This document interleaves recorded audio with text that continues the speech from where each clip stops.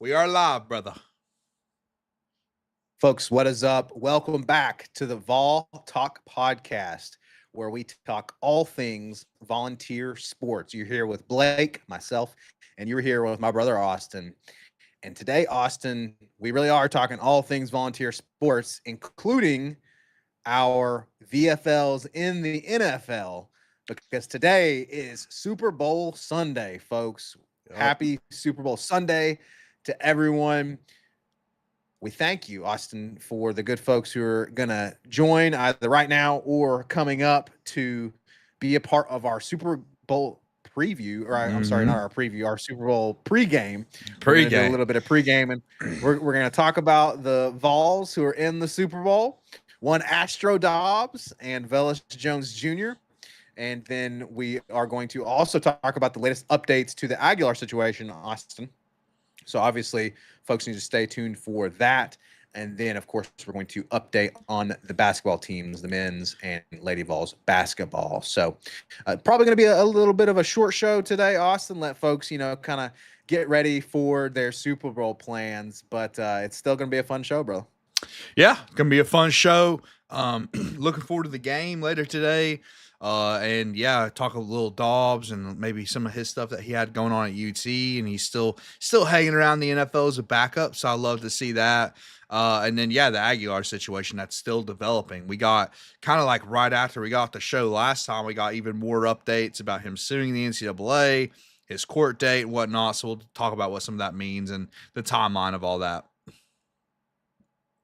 Yeah, definitely keeping a pulse on the Aguilar situation. And of course, hopefully by the time we do our next live show, or maybe even we'll try to drop a little clip or live show later this weekend after we get some information on that court date coming up on the 13th. But regardless, we will keep you guys posted on all things Joey Aguilar and all things volunteer sports. But folks, look, if you're at the Vol Talk podcast, you must love volunteer sports. So please do us a favor, like the video and subscribe to the channel. Would really help us. We would really appreciate it. And then, of course, if you're listening on Spotify, also give us a rating on Spotify and drop us a comment in Spotify as well. We see you, Spotify listeners, and we appreciate you. So do that for sure. But Austin, let's jump right into it. I think we literally talked about this, brother, before we started, and then now I'm forgetting. We're starting with Aguilar. Joey? Right? You want to start with Joey? Yeah, we'll start with Joey Aguilar, folks. So first and foremost, though, before we hop into that, quick shout out to the chat. My wife Rachel in the chat as always. Thank you, Rachel. And we've got Ryan in the chat early. Good to see you, Ryan. He says, "What's up, guys? Glad to see another show. Excited for the Super Bowl. Sad to see Tennessee implode against Kentucky." So yes, Ryan, we're going to talk about that later in the show. Very annoying blowing those double-digit leads to Kentucky twice now, but we will talk about that in a little bit. But first, Austin, the good stuff, which is Joey Aguilar. Whether we might get Joey Aguilar back in 2026. So essentially, the timeline of events is we've got Joey Aguilar has withdrawn from the Pavia lawsuit. He has created his own lawsuit with Cam Norris as his lawyer, who's a high-profile guy, has won against the NCAA before with Tennessee, as we've noted in the last show, Austin. And then now we have essentially a situation that developed almost exactly like Charles Bediako, which we talked about in the basketball world. Now it's different because Bediako's literally played, a G League game for the NBA, but in terms of the immediate restraining order, right? So Austin, we joked about, hey, let's get the Knoxville judge to issue a restraining order for Joey Aguilar. And lo and behold, literally a Knoxville judge has issued an immediate restraining order and an IRO for Joey Aguilar against the NCAA. And then the new court date is set for February 13th, Austin. So this Friday, we should hopefully know something on the preliminary injunction. Yeah. Yeah, exactly. It kind of unfolded pretty quickly. That was one of the questions that we had after last show is like, how quickly will this be able to play out? Like, will it be concluded by spring practice and whatnot? It looks like it's all moving pretty quickly. And again, we kind of pulled what Bama did with Bediako. It is, of course, two very different situations because of the professional aspect. Joey Aguilar was never a professional. So from that perspective, it's very different. But from the perspective of how is Joey, temporarily able to, basically have eligibility, it's because of the same situation, which was the restraining order. The only interesting thing about that, Blake, is Bediako did it during the year, and he played immediately afterwards. That timeline is not the case for Joey. Joey's not going to get he should know his ruling by the time the season starts, and hopefully by the 13th. These things usually never get done on the first date, but you never know. It's probably just the initial hearing, and hopefully soon after that, we'll actually have a decision on essentially if junior college is going to count towards eligibility.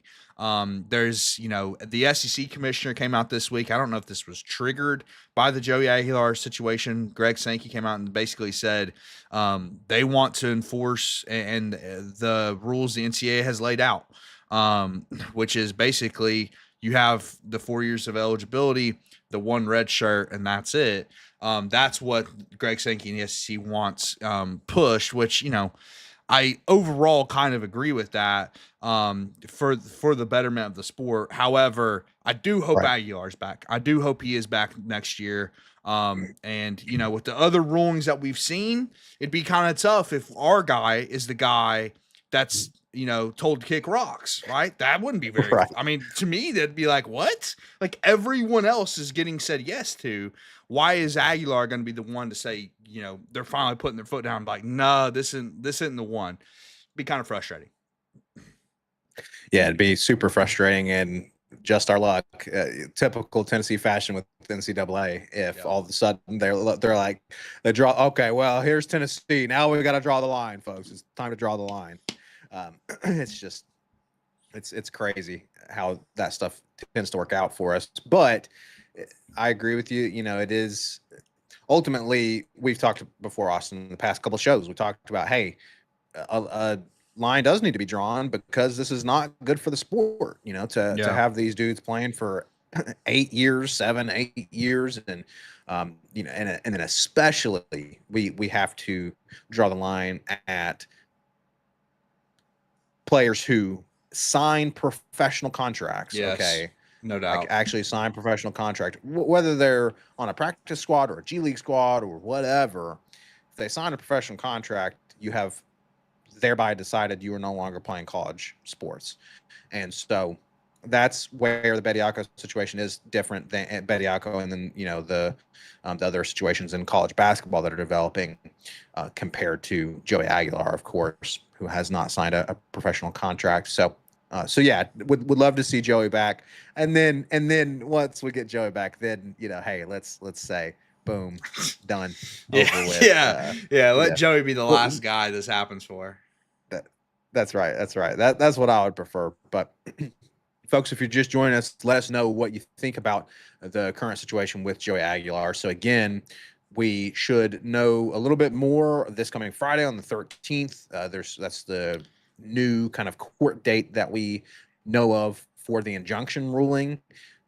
But then of course there's still going to be more time after that to actually get the official ruling. And then of course we don't know what's going to happen with the SEC, as Austin just talked about, or the NCAA or whatever is going to happen in terms of rules enforcement, things of that nature. But Austin, so 2 questions. One, let's talk about the timeline again and how this could affect us in terms of the timeline.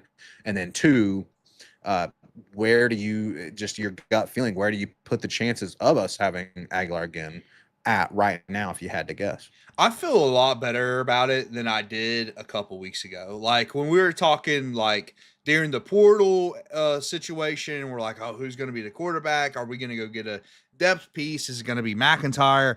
At that point, I had kind of assumed that Joey Aguilar was not going to be an option, because from everything we were reading, it seemed like that case was not going to go well, and they weren't going to be granted eligibility. With this new situation and this new strategy, and the hiring Cam Norris and whatnot, I actually feel a lot better about it, dude. I would guess that Aguilar probably is going to be back in 2026, which is fascinating. I mean, it's fascinating to see. Somebody made a great point in our last live stream about how, wow, this is going to be the first time we've had a returning quarterback in back-to-back years since Hendon Hooker, and look how that worked out. Second year of Hendon Hooker was really, really good. And me and you have talked about, hey, it's like, if for the most part Aguilar elevated this offense this year, and the offense was really good. The offense ultimately wasn't the biggest issue with the team. So I'm very intrigued by 2026 Aguilar. If I had to bet right now, that is what's going to happen. And kind of like we talked about last show, it'd be interesting to see where all the dominoes fall after that in the coming years between the other quarterbacks on the roster. But yeah, I think I think I'll have the feeling that Aguilar's back, and I think it'll be honestly a great year for him and the offense.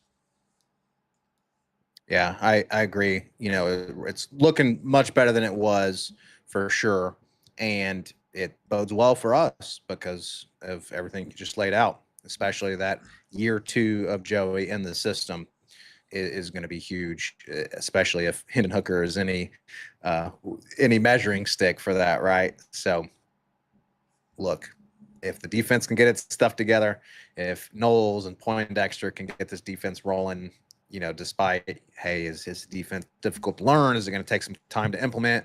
Look, we got those transfers in who can hopefully make an immediate impact. We got several Penn State players who hopefully already know the system. And so if this defense can improve, and we do have Joey back for a second year in a row, man, yeah, playoffs? It could be. Is it playoff Could be time? a good year.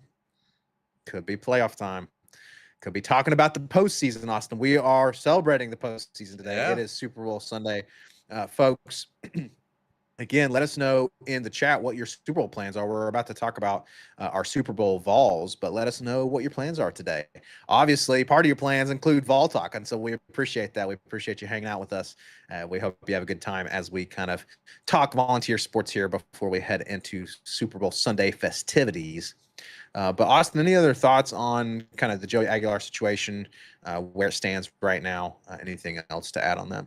No, not really. We'll know more next week, and hopefully have a better understanding who's going to be the quarterback next year. Yes, absolutely. As always, folks, we're going to keep a pulse on it. We will try to. We'll see if we can drop maybe a clip or something if some sort of big news comes down on the 13th this Friday. But if it's just kind of a nothing burger, if we kind of just don't know what's going to happen, then we'll just, roll into the normal Sunday show. But regardless, we're going to keep a pulse on it, Austin, because it is definitely the biggest offseason situation for the Vols, the football Vols, is who's going to be the quarterback. So, yep. But speaking of quarterbacks, Austin, former volunteer quarterback, a volunteer great. Yep. In the Super Bowl as a backup, one Joshua Dobbs, Astro Dobbs, is the backup QB for the Patriots versus the Seattle Seahawks. And we've got one Velus Jones Jr., Austin, who was a wide receiver at Tennessee a few years ago, and now is playing running back for, he was a receiver and a return specialist for us. And he is now playing running back for the Seattle Seahawks against, again, the New England Patriots today, Austin. So, man, let's just talk about the Super Bowl for a minute. I'll be honest, brother. I'm going to be totally honest with you. I would prefer neither of these teams to win. So not a fan of either, huh? Not a fan of either. Definitely not a fan of the Patriots. And then, of course, Seahawks, I still hold a grudge against them for beating Peyton at the Super Bowl. But I do too. I definitely do too. I will say, ever since Brady left the Patriots, I've had less hate for the Patriots. It turns out I just hated Tom Brady quite a bit. with that being said, I can't stand their fan base. They have some scumbag fan base. Don't like their fans at all. I do like Drake May though, so I hope he does good today. I just hope it's a good game, man. I'm a fan of the NFL. I hope it's a good game.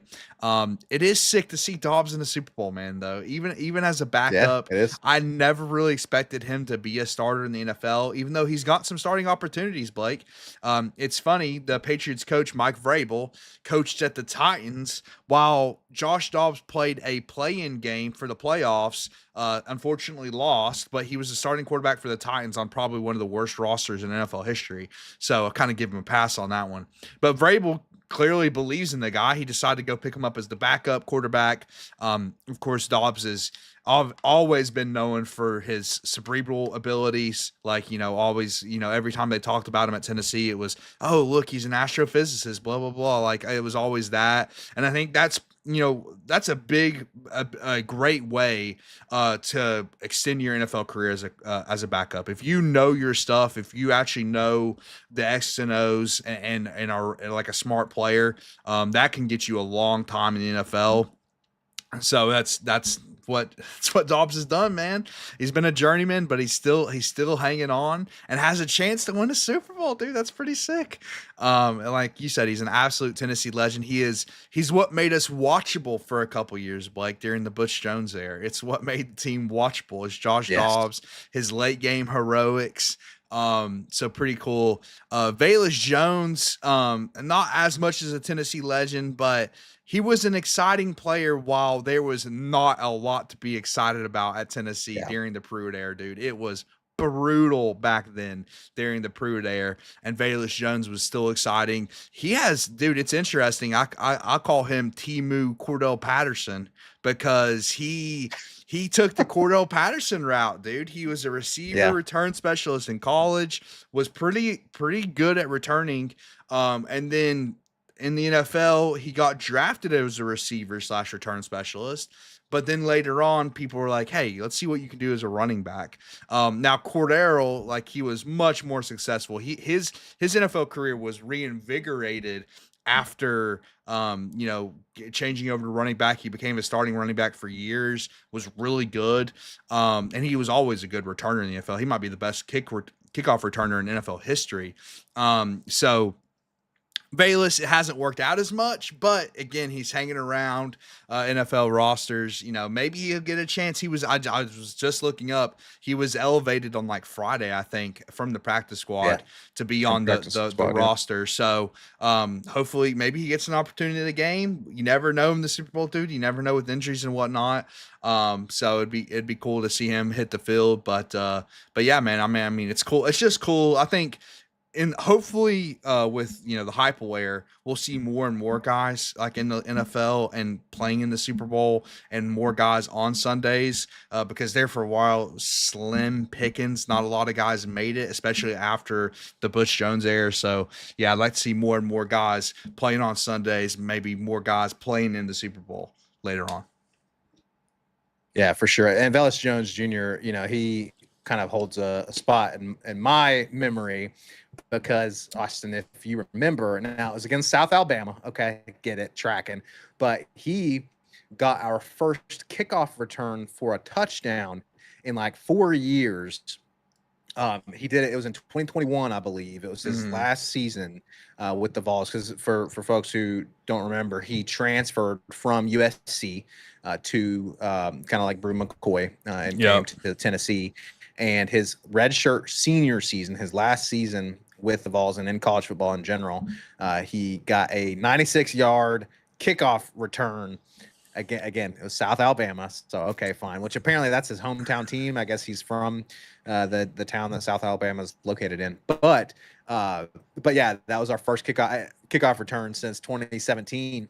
And I don't know, when I was younger, I kind of, I don't know if you remember, Austin, we'd play football in the front yards and stuff. And I loved, returning or, doing the kickoffs. Of course, we would throw it in the air instead of kicking it in the air. But I don't know, for some reason, I kind of always liked kickoff returns and just the excitingness of that. So I love to see that from him. Yeah, I don't know if you're as good as Velus Jones returning kicks in the backyard, but You did like to return them. You just weren't, you might not have been very good at it. But I don't. It's kind of crazy taking a random. That's crazy. Just out of nowhere, just random shots. I just have to say, I'm just being honest, dude. I'm just being honest. Callie's the same way though, dude. She loves kickoff returns. Every time a kickoff return happens, really. Yeah, every time a kickoff return happens, she goes, even though it's sometimes it's a 15-yard return. Like sometimes the return is nothing, but every time it's he's gonna go all the way, and it like never happens. This literally happens every single kickoff return when we're watching games together. Well, look, in her defense, it is exciting. It's one of the more exciting plays in football when you get a kickoff return. True. So, True. But listen, brother, I got to go back to this slanderous talk. Okay. I might, like, objectively level, like, comparison, right? Blake versus Velus Jones Jr. Sure, maybe I'm not quite as good, just compared apples to apples, but no, of course not. In the family football series, still not even close, right? In our front yard stadium, the relative to everyone else I was playing in our football games, no one compared to how Velus Jones was in college football. I don't know. I feel like it's pretty close comparison. Let me put it like this: no one lost sleep at night having to stop your kickoff returns. No one was like, "Oh man, how are we gonna catch Blake on these kickoff returns?" No one lost sleep at night thinking about that. Folks, Austin has selective memory because I did return a few kickoff returns. Again, now it was like not been friends playing. as well. I play with my friends as well, and I was able to get a couple against my friends as well. We would play at the park on Saturdays, but I'm just saying it's objective fact. It's a true statement. Regardless, Velus Jones Jr. Love that, and then of course Dobbs, man. Obviously Dobbs holds a special place in our heart because, of course, dude, I mean he broke the streak against Florida, and of course I'll always remember his game against Florida, him and Juwan Jennings. So, man, he's. Let's see here. What was Ryan saying in the chat? Comparison wise, Blake has the better shot at getting a Super Bowl ring than James Pierce Jr. Yeah, we're trying to keep Blake probably doesn't realize the news that came out yesterday on James Pierce Jr. We're trying to keep that stuff under wraps. We're trying to celebrate Tennessee Vols today, not talk about the one who just got arrested last night. Oh no! Yeah, oh, my gosh. Those character concerns, Blake, apparently in the draft are coming back to bite. God. What is it about the state of Georgia, man? I mean, I blame Georgia. That's exactly what Dakota said. It took a year of him being in Georgia to act like he went to Georgia and played football at Georgia. I mean, there's just something about Georgia, man, and Atlanta and Athens that I don't know what gets in people's heads, man, but they just don't either. I mean, that's crazy. That is actually it's unfortunate, crazy, man, because he had a great rookie year, Blake. He had 8.5 sacks. Yeah. He was one of the finalists for Defensive Rookie of the Year. He didn't win it, but he was one of the finalists. Incredibly unfortunate. Hopefully James Pierce gets it together, man. And he's still young. I know, like, that's some people don't like that excuse, whatever, because like, at the end of the day, you're a multimillionaire. You shouldn't be making those kind of mistakes. You shouldn't put yourself in the position to make those kind of mistakes. But I'm a James Pierce fan. I hope he pulls it together, and I think he still can. So, yeah, I hope. I mean, gosh, he needs someone to. I mean, when you got that much money, man, it's like hire someone to keep you in check or something, man. Because you can't afford not to. I mean, how are you gonna? I just don't understand the mentality, man. How are you going to jeopardize that money you're making? I really don't get it either. I mean, a lot of people talk about with the driving stuff, like the Georgia players or even NFL players that get caught speeding or whatever. Bro, you got the money. Have someone drive for you. Like, get an Uber. Like, hire a driver. There's no reason you should be driving. Like, if you know you're prone to do that kind of use cruise stuff, control. Yeah. Or I mean, you could just say, don't speed, dummy. But I don't know. They just it's weird, man. But again, I do hope James Pierce gets it together because he has a super bright future. And dude, we need more guys in the league, bro. We're talking about the Super Bowl right now. Like, I mean, we haven't had some dudes in the league for a minute. Like Kamara made a little noise, whatever. but like we need some guys that hit. Like even Derek Barnett Yes. was a bit of a bust. Like we haven't had a guy like Eric Berry or Jason Witten or of course the great Peyton Manning, whose jersey's right behind me. We haven't had some dudes like that in a while. So James Pierce, I think, has that potential trajectory. I hope he just gets it together so he can actually hit that. Yeah, and you gotta you gotta keep your wits about you and not make just stupid mistakes like that if you want to be great. I mean, we've talked about this before, Austin, on this podcast. You got to make intelligent decisions. I mean, you look at the greats that you just mentioned, and they didn't have these issues, right? No, They they never didn't. made They were these kind of great mistakes. character So, guys.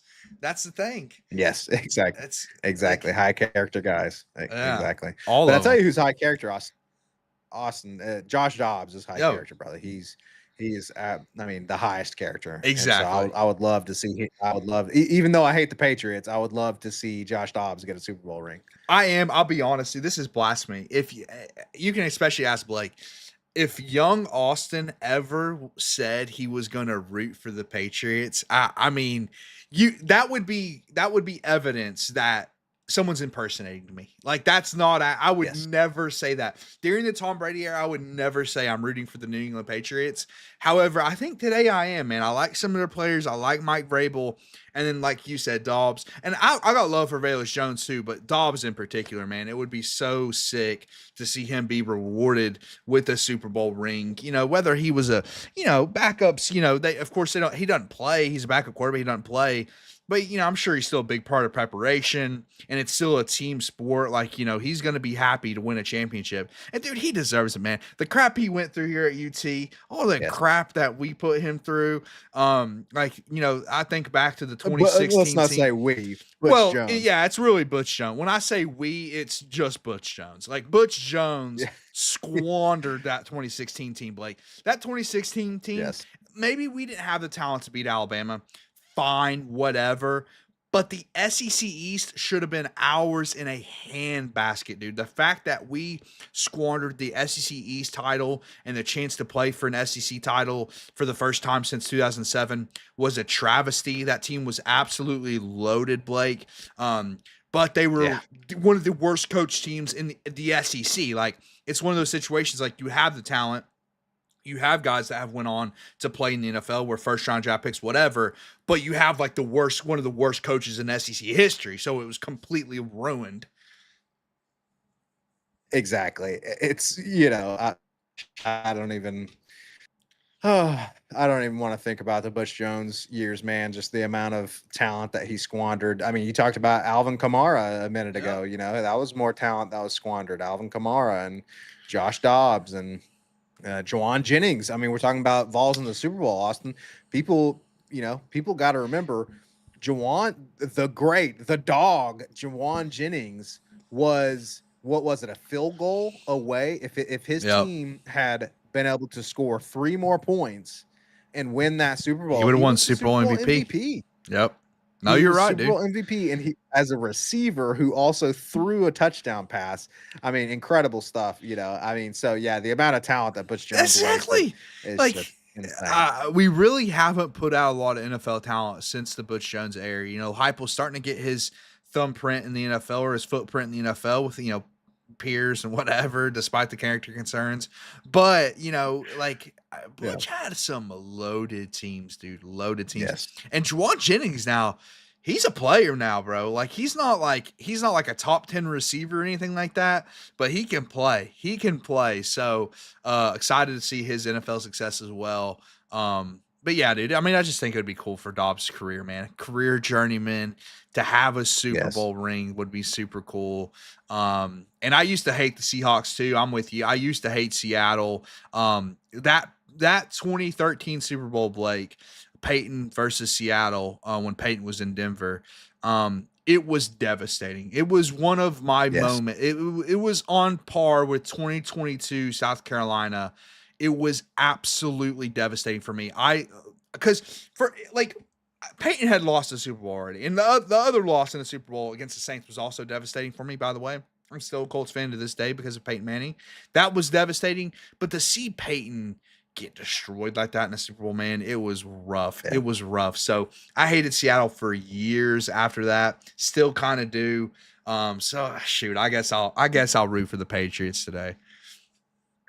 It's a danged if you do, danged if you don't, brother, kind of situation for me. But I think honestly, I was kind of up in the air. I don't want either team to win, but if something had to tip the scale for me, I guess it would be Dobbs with the Patriots. Yeah. And again, like you said, thankfully Tom Brady is no longer there, as well as Bill Belichick and his cheating butt is no longer there. So I guess I can pull for the Patriots just so Dobbs can get a Super Bowl ring. That would definitely be cool. Dobbs is a great guy, high character guy. He definitely deserves it. Austin, he stays involved in Tennessee Yes, too. he does. Comes back to campus pretty frequently, even as an NFL Dude. player. He's been coming back to Tennessee and staying involved. So If we ever start like interviewing players on the pod, which I would like to do at some point, have like little segments with players, former players, I would love to ask them. It feels to me that Tennessee, and I'm an NFL fan, but like I'm actually following the NFL religiously. So I don't see this with other schools where the passion that former players have for Tennessee, man. Like all of them are coming back. They're heavily involved.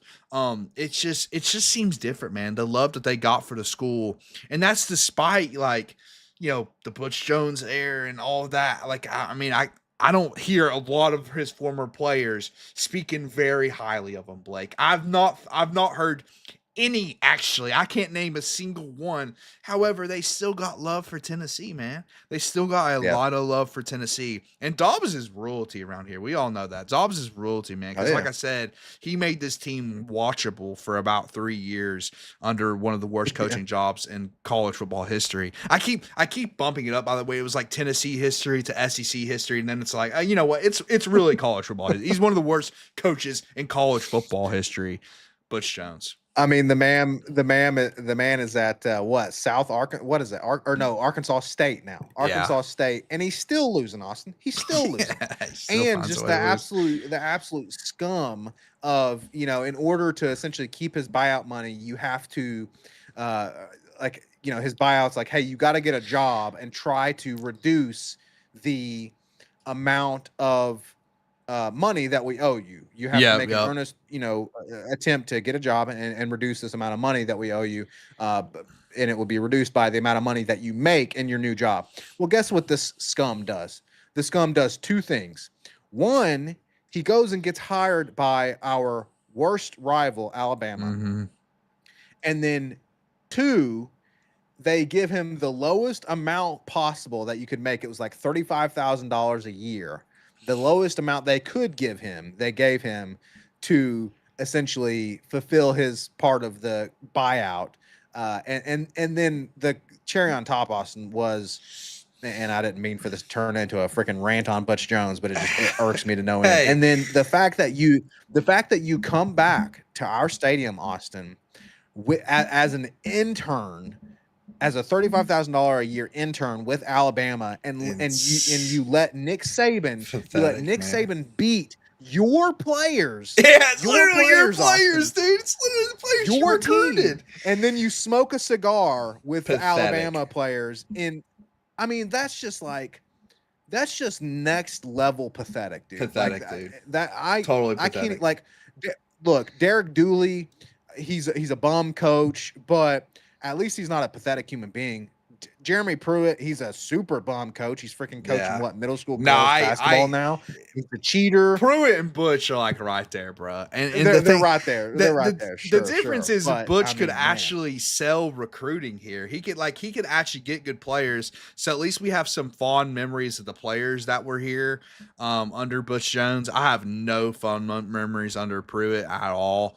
And apparently he's trying to get back into coaching after, being I'm assuming a middle school basketball, women's basketball coaching legend. Like, I don't know. I don't know what, like, I don't know if he's still coaching the middle school girls basketball team or what. I really have no idea. But yeah, it's sad. It's just sad. Well, the reason we bring it up because it's sad that Dobbs' talent was wasted, man. It's unfortunate. Yes. I have to bring up Blake, because you might not know this. I know you know that Juwan Jennings was a high school quarterback converted to receiver. I know you know Right, that. right. However, From did you Murfreesboro. know? Did you know that he was in the same recruiting class, the quarterback recruiting class, as Sam Darnold, the Seattle Seahawks starting quarterback in today's game? Bet you didn't know that. No kidding. He also was No, I didn't ranked know. ahead of Sam Darnold as a quarterback, and As a quarterback? Joe Burrow, who's also an NFL superstar. So Juwan Jennings, man, was ranked a lot ahead of a lot of those guys. But Butch Jones said, "You know what? No, you're going to be a receiver." And honestly, that's one of the few good things that Butch Jones here was convert Juwan Jennings to receiver, because I think it worked out better for him. Yeah, although it's funny, Austin. I mean, hey, maybe he's he's trying to put some respect on the name of the guys who do the recruiting rankings, because all I'm saying is he threw a touchdown pass in the Super Bowl a couple years ago, and I don't know, does Sam Darnold have a Super Bowl MVP yet? well, Juwan doesn't either. Juwan didn't get the Super Bowl MVP. But if they had won, he would have got a Super Bowl MVP, So including a Super Bowl touchdown pass. I So, just and pulled it up. It was a beautiful play too. I Oh, remember that play. it was gorgeous, and he actually did that this year again in the playoffs. Blake, he threw Yes. another touchdown Yes, in the I playoff remember. game. Yep. So yeah, Juwan's awesome. I just pulled it up to confirm the 2015. If anyone's curious, the 2015 QB recruiting class coming out of high school, Juwan Jennings was the 9th ranked quarterback. Sam Darnold, who is currently starting in a Super Bowl, was ranked 13th. Funny enough, oh no, I just saw something else, Blake. This is hilarious. So I'm going through these QB rankings, okay? Sam Darnold was 13th. Juwan Jennings was 9th. Joe Burrow was 15th. But get this. Guess who was ranked right ahead of Joe Burrow? QB Quentin Dormady. Quentin Dormady. Oh my ranked goodness ahead gracious. of Joe Burrow, who's been to a Super Bowl. Man, listen. When Vols fans celebrate being on, not even being on top again, at least competing for the playoffs, being in the playoffs a couple times, y'all got to realize what we went through, bro. I mean, we got, and listen, no, I love Juwan Jennings, but he's not better than Joe Burrow and Sam Darnold. And then we also got Quentin Dormady, who's right in between those guys. Like, you could have recruited Joe Burrow, you could have recruited Sam Darnold, but here's Quentin Dormady instead. Who, I don't know, is he still? He's out of college football now, right? But I don't even know of what he's course, doing. it's Is he still in 2015. He's been out of college football, but he didn't make any noise in college football. He was awful, dude. Well, that's what I meant. He never made it any sort of noise. So I don't know. What is he selling car insurance now? I don't know. Quentin Nobody Doherty, knows, man. I remember that the hype was pretty high for him too. But yeah, point being, folks, look, we're happy to see Josh Dobbs have a chance at winning a Super Bowl ring, even as a backup, because he definitely deserves it. He's a high character guy. But Austin, speaking of high character, I want to shout out Wesley's chat here. He's talking about Peyton, and he says that Peyton just purchased where his old apartment was when I assume in Knoxville, and did a $3.1 million renovation. And it's going to be, he's turning it into a safe home for battered women and children. So that's cool. That's a great Peyton Manning awesome, for you, people. Yeah. Go on the field and go off the field. And that's, compare that, right, to James Pierce Jr. It's like, James Pierce, do you want to be a fantastic player? Do you want to be a legend in the NFL and in general? Okay, well, that's the kind of thing you do in your off time, not get arrested, right? So unless you're Lawrence Taylor, a lesson from, and you're not Lawrence Taylor, so you take a take a lesson out of Peyton's book. Yeah, take a lesson out of Peyton's book. Take a lesson out of Josh Dobbs' book, because again, Josh Dobbs also comes back to Knoxville frequently and stays involved in the community. And the point you made earlier, Austin, about Vols in general, just loving this place, you're absolutely right, man. It's now, of course, it's easier for us to see it because we're Vols fans, so it's what we're in tune with. But I think you're right, man. Just the passion that players have, and so especially for this place, the school, and so Josh Dobbs is definitely a VFL. And Velus Jones Jr. You know, we're going to be happy for him if he wins, but Josh Dobbs definitely has a special place in our heart. Shout out to Larry in the chat. Larry says, "Hey, if you're going to interview former Vols players," he suggests Alex Walls. Alex Walls is apparently from Bristol, Virginia, but he says that Alex Walls is now apparently coaching soccer at West High School. So I That's don't know, cool. Austin. Maybe we should be doing some stalking and go stalk the soccer team at West High School and ask them for an interview. Maybe. Last thing We'll, I'll we'll, say on the we'll Super maybe. Bowl, Blake. Get this.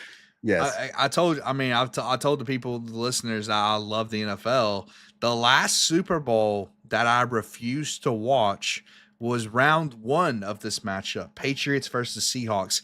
I was so disgusted that year that those two teams made it. After everything we talked about, that I refused to watch that game. We were at our granny's house. I will say, the game ended up being so close. And I was honestly, in my heart of hearts, even though I hated Seattle, I was rooting for them because I couldn't stand to see Brady win another one. Um, at the end of the game, I did watch the final play with Malcolm Butler getting the interception and stuff, because I think maybe you hollered at me or somebody hollered at me. It's like, dude, this game's close. Like, we better go at least watch the final drive, just to see, Super Bowl NFL history. But yeah, dude, I was so disgusted with those two teams that I had no business, and I was like, nope, never. I'm not watching this Super Bowl. I'm good on this one. I couldn't agree more with you, man. Again, Tom Brady, hate to see him win another Super Bowl, and then of course the Seahawks and how they did, which of course with the Peyton Manning situation, that was I kind of blame mostly his Broncos defense on that one because they were just all time bad. But of course the offense couldn't really get anything going either. And of course, he did end up going on to win one final Super Bowl with the Broncos, or one final Super Bowl for Peyton's career, but he won a Super Bowl with the Broncos after that. So that was good. But yeah, hated Seattle, hated the Patriots. I remember that Super Bowl. And of course, that Super Bowl is going to go down in history as one of the all time worst calls of all time, to go for a pass instead of Oh, handing it off to Marshawn Lynch brutal, on the goal man. line. Bro, that got But Brady another ring, man. Absolutely brutal. What were you thinking, dude? it's like I don't think handing Brady Seattle another ring on a platter. I don't think Seattle is going to be thrown on the 1 yard line today, Blake. I don't think that's on the call sheet today. I would highly doubt it unless they want to get ran out of town, ran out of their own town. I would say they're probably not going to do that. But folks, we hope that you have a good Super Bowl Sunday. Let us know in the chat, or let us know in the comments if you're watching after the fact, what you are doing today for Super Bowl Sunday. Let us know who you're cheering for. If you're cheering for either team, or if you're just there to watch the commercials, that's fine too. But let us know your thoughts on the Super Bowl, what your plans are for today, what you're going to be snacking on, what you're going to be munching on. Austin, your wife is making Rotel dip. Is that correct? Yes, Rotel dip. I got a question for you, Blake, because I'm just curious if you know, and because I think it'll be funny. Do you know who the halftime show of today's Super Bowl is going to be? So I've heard the name. I've Okay. heard that it's a performer by the name of Bad Bunny. Correct. But Austin, Have you ever I'm gonna heard a be I'm gonna Bad be Bunny song? no, and I'm gonna be honest with you. I thought Bad Bunny was that girl that went on Dr. Phil's show and said, "Cash me outside." How about that? I thought that's Bad Bunny. In her name, Bad Bunny or something. Dude, I have no idea, no clue. When they pronounce I about, thought when they said that, I thought it was that girl. And I I was like, I didn't know she sang. when no, I have no idea about that. I will say, when I heard it was Bad Bunny, for one, my first thought was, I have no idea who Bad Bunny is. No, literally never heard of them in my entire life. And then I was like, have I ever heard a Bad Bunny song? No. There's a video going around, I saw on Twitter, of some reporter at the Super Bowl media asking players, what's your favorite Bad Bunny song? 95% of them said, I've never heard a Bad Bunny song in my entire life. I have no clue who that is. And I agree with them. I don't either. I've literally never heard one in my entire life. Yeah, exactly. I'm right there with you. I don't know. I couldn't even. You could put a gun to my head, and I literally wouldn't be able Yeah, to tell you genuinely, I could not the name of a produce song. one.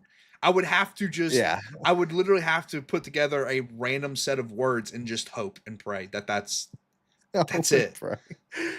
Exactly. Exactly. So, as Larry says, I'm going to watch tonight, but cheer for neither team. Uh, Sorry, just can't. I agree with you, Larry. And Larry, hey, look, at least hopefully you can at least enjoy some football.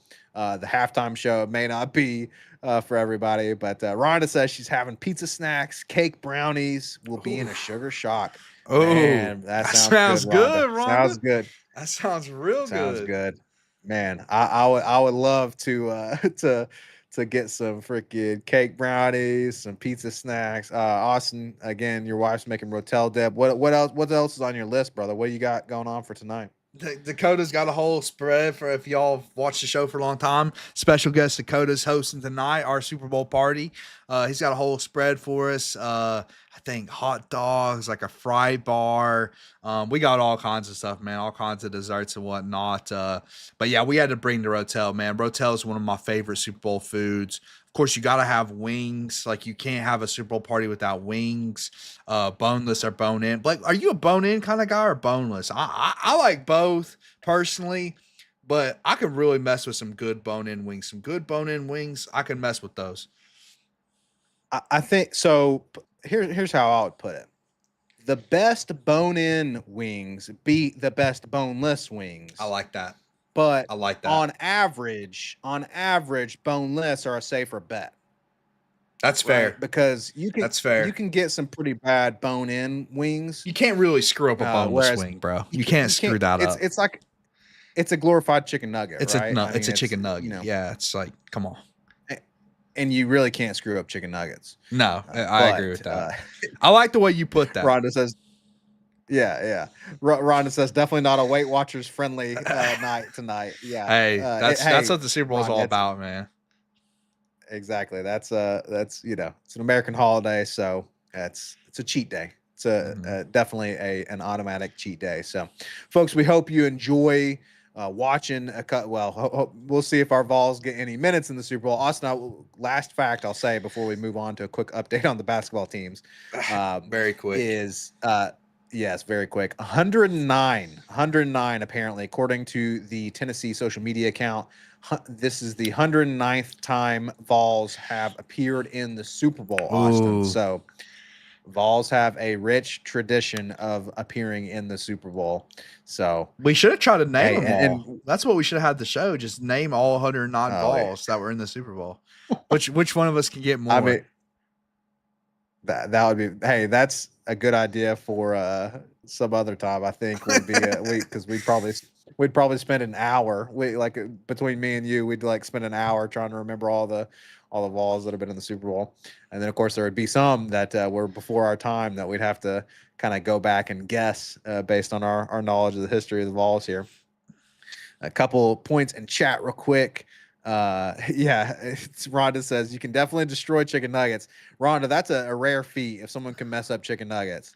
I mean, chicken nuggets are tough to mess up. No. Same with boneless wings, but again, bone-in wings, it's easy to mess those up.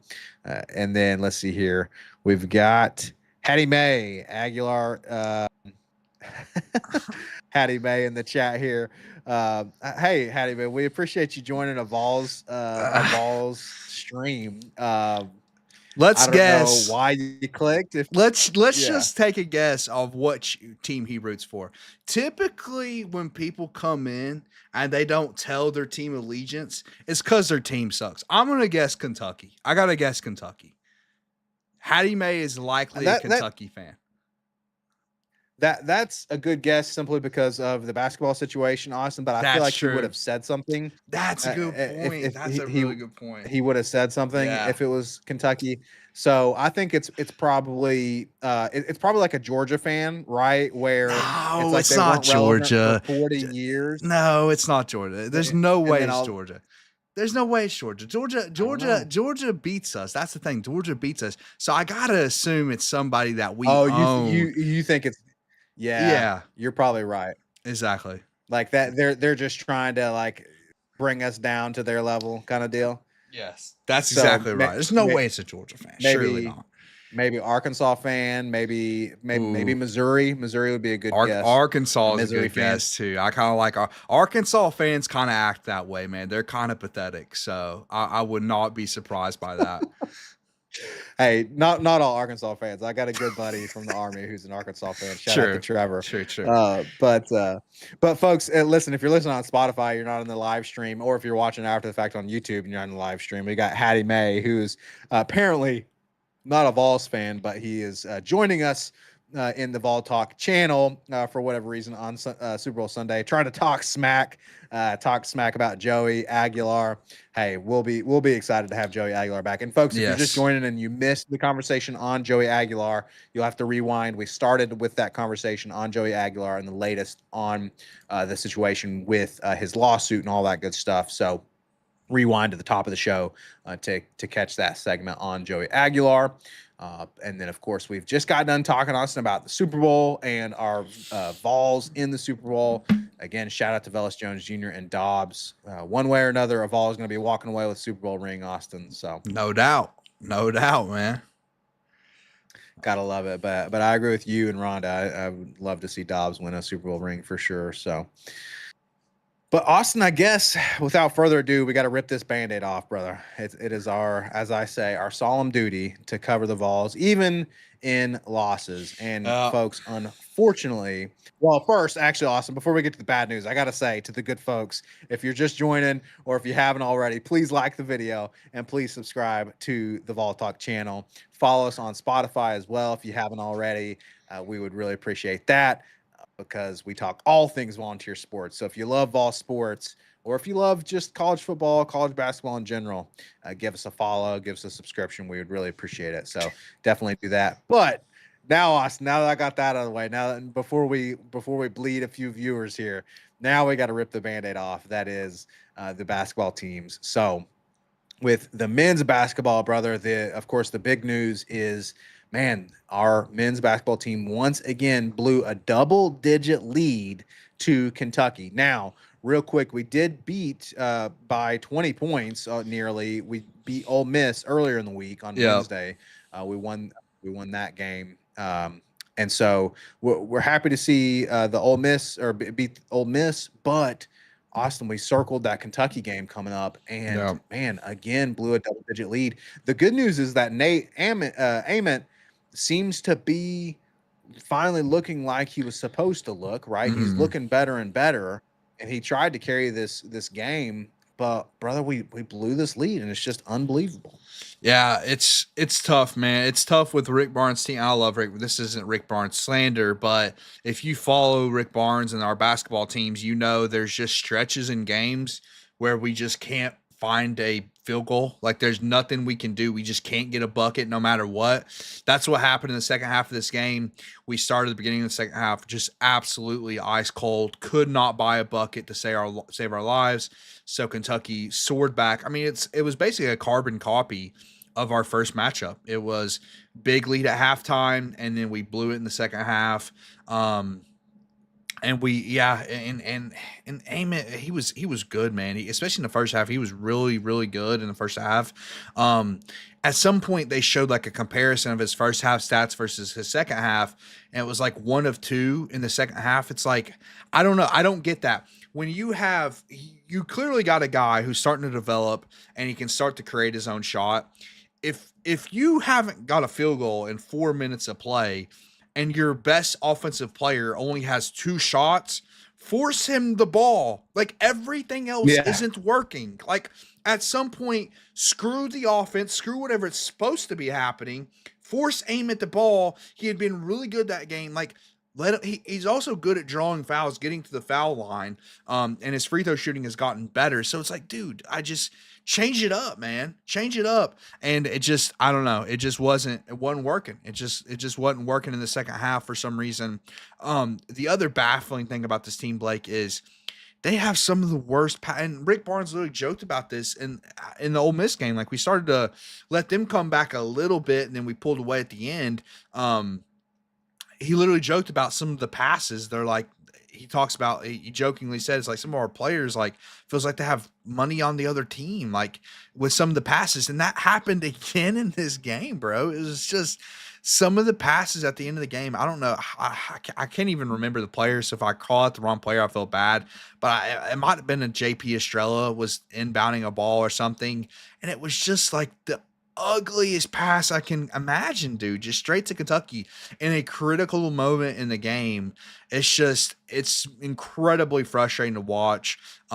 Kentucky is, I don't know. I don't even know if they're our kryptonite this year. It's like for most of the game, you look way better, and then they find a way to come back at the end, give them credit, blah blah blah, whatever. I don't really care about giving them credit, if I'm being completely honest. But dude, if you just again, like I'd been talking with the basketball every time we talk about the basketball team, I've been talking like, man, imagine if we didn't blow that Kentucky game. Like we'd be on a good streak here. We'd be looked at as probably one of the contenders in the SEC. Well, now you add another Kentucky game to that mix. It's like if you just finish both of those Kentucky games, like then all of a sudden the way Amit's starting to come along, like you mentioned, Blake, it's like all of a sudden I'm actually starting to get excited about this basketball team if you don't blow those two double-digit leads. Yeah, exactly. And I was you make a great point about the streak that we could be on. I was just texting a buddy of mine, Tyler, about this. He asked me about this Kentucky game, and I was like, man, if not for blowing two double-digit leads against Kentucky, then this team would be on a pretty hot streak. And honestly, Austin, we might be ranked in the top 15 even, let alone the top 20, and like you said, being a contender for the SEC. So yeah, it's frustrating, kind of the ups and downs of this basketball team so far this season. They have some great wins and then they have some baffling losses. And it's inconsistency. And maybe we should expect that, Austin, from a team who has not really played together before, right? We have a couple pieces of continuity, but especially with Gillespie and Ament and so on and so forth, we have a lot of new guys on the floor. So yeah, I don't know. It's just it's tough.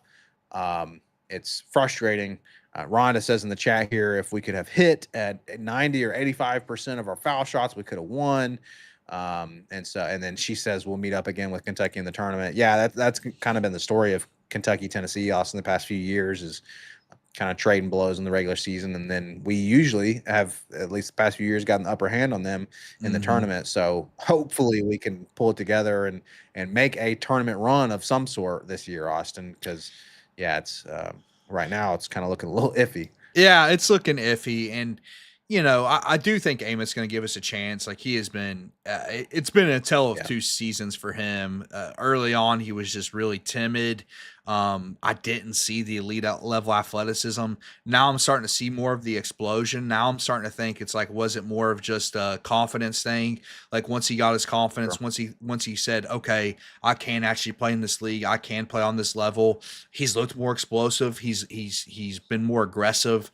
So that's at least exciting because again, it stretches at Tennessee basketball, and again, I say it's in the Rick Barnes era because this is just the style he plays. He likes to emphasize defense, and if you don't have that elite level scorer on the floor, there's not really a lot of depth in scoring. Like that was part of the problem in this game, Blake. It's like we had four total bench points from our bench guys. Like there's not depth as far as scoring is concerned on this team, but at least with Ament, it gives some excitement to the team. Like, okay, we actually do now.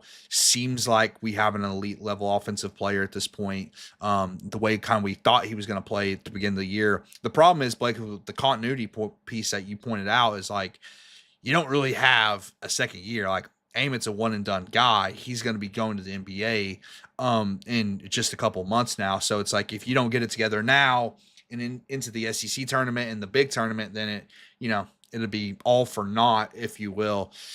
So yeah, it's going to be interesting. I haven't given up complete and all hope. I think, again, with Amit's arrival, I think there's still a chance that they put it together. And really all it takes is a run, man. All it takes is a run. But it's unfortunate when, it's kind of like the football season. It's like you're not of course we're not going to win it every year in football. We're not even going to make the playoffs every year in football, but you at least want to have fun moments throughout the year. Like, oh, look back on this past football season, at least we beat Florida on the road or whatever. And they're like a fun memory. Unfortunately, like beating Kentucky in basketball is usually always that one, fun memory you can look forward to. And we dropped both and blew both leads. So kind of unfortunate.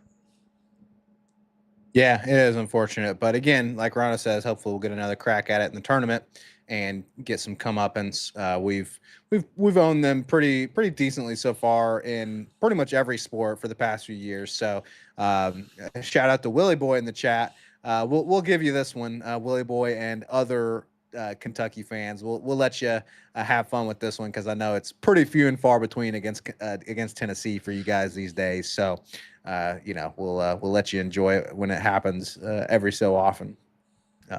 Once in a blue moon, as they say. Kentucky will get one on Tennessee. So we'll let you enjoy it, but still very frustrating. Hopefully this team does get it together and continues to improve. Same for the Lady Vols, Austin. So last thing is, man, we at the end of our show last time we were talking about the Lady Vols, and shout out to the Lady Vols. They do have another tough game today against South Carolina, who I believe is number 2 ranked, or no, excuse me, number 3 ranked South Carolina today. That will be happening later today. But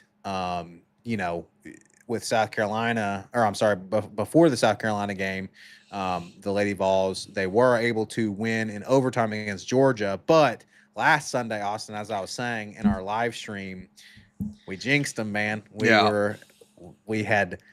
ended the stream tied with UConn 42-42 at half. And then the second half came and UConn just had an explosion, brother. And we just couldn't get anything going. And Lady Vols ended up winning by exactly the amount of points they were an underdog by, 30 points. That was ridiculous to me, dude. That's Absolutely ridiculous. Because the spread's supposed to be over the whole game, and if you think, oh, you're tied at halftime, the live spread was probably like 10 for UConn or maybe even 15. Surely they don't cover 30, and sure enough, they did. I'll respond to Willie Boy real quick. Like, the interesting thing about his 4-1 stat with Pope, the funny thing about that is, what's that one? What was that? That one seemed I remember it was a pretty important game. I think it might have been the Sweet 16. So that one was pretty critical. Probably the most critical out of the meeting so far. But yeah, unfortunate that the Lady Vol. I mean, listen, I didn't expect to beat UConn when you're 30-point dogs. Like, of course, no one's expecting you to win. Yeah. But I got off the show. I was excited. I was like, well, shoot, maybe we'll keep it close. Maybe it'll be an interesting game. But then, yeah, sure enough, they end up covering the spread, which is pretty brutal. South Carolina is not going to be any easier, Blake. I'll have to check live on air here what the spread of that game was. It looks like it's 18.5 for South Carolina. So not as brutal, but uphill battle to stay competitive in that game. We'll see how we end up playing, but yeah, unfortunate. I think they did bounce back though. I don't know if you mentioned that they won in the midweek. So, cool. Yes. Neat. Yeah. They did. They bounced back. Took them overtime to do it, but they did beat Georgia in overtime. And yeah, it's going to be an uphill battle against South Carolina, like you mentioned, being the number 3 team. I think South Carolina only has like 2 losses, and South Carolina has been one of the powerhouses in women's basketball the past few years. But with the Lady Vols, we hope that Kim Caldwell continues to rebuild our Lady Vols basketball program, obviously, because Lady Vols have a history of winning with the great Pat Summit. So going to continue to keep a pulse on the Lady Vols as well, see how their season goes. The number 19 ranked Lady Vols playing the number 3 ranked South Carolina Gamecocks in women's basketball later today. But of course, later today, Austin, is the Super Bowl. So we have enjoyed hanging out with folks, as you prep for your Super Bowl kind of plans, whatever they might be. I guess, Austin, the Super Bowl pregame is going to start here in a few hours, doesn't it? Oh, yeah. It's not going to be too much longer until the pregame, the actual official pregame starts for the Super Bowl. So we hope that you all enjoy that. And maybe you'll be able to watch a little bit of Lady Vols as well before the Super Bowl. But we're going to keep a pulse on all things volunteer sports, Austin. So at the top of the show, we talked about the Joey Aguilar situation and his lawsuit currently with NCAA. Go back and watch that if you missed that. And then, of course, we spent quite a bit of time, Austin, having a good time chatting about Vols in the Super Bowl, and then reminiscing on the Dobbs. I'm not even going to call it the Butch Jones era. I'm going to call it the Dobbs era. And so we're going to hope that Josh Dobbs maybe gets a Super Bowl ring tonight, and if not him, then Velus Jones Jr. will get a Super Bowl ring.